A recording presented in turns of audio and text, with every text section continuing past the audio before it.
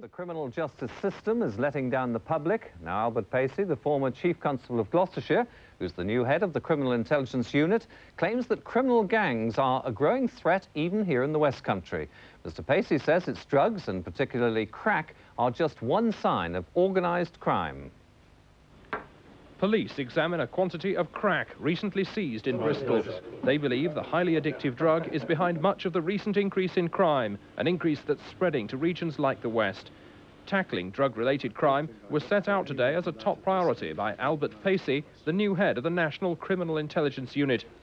As a former Chief Constable of Gloucestershire, he said he was only too well aware of how crime was spreading to the provinces. There's no doubt that criminals move across boundaries now around the whole country. I mean, they're facilitated by the motorway network.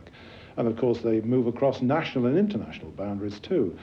And the Regional Crime Squad tends to address certainly the regional problems. But it is growing because you can't pocket crime up into small areas. And so long as the British Police Service's response is coordinated to that problem, then it can handle it.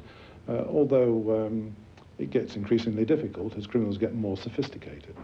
Bristol is one of the targets of the drug gangs. Police believe most ram raids, many thefts of cars and burglaries are carried out under the influence of drugs and in order to pay for more drugs. Certainly we're well aware of people who have habits of various drugs amounting to 100 or 200 pounds a day. Now, these people are often unemployed, and they certainly don't get that sort of money in benefit. Now, to get that sort of money, they must be committing a fair proportion of crime. So far this year, there have been 1,000 drug seizures in Avon and Somerset. Police say the crime spiral stems from soft drugs as much as hard ones. The Criminal Intelligence Unit, drawn from police and customs officers, aims to tackle the organised crime behind the drugs network. Bob Constantine, HTV News, Bristol.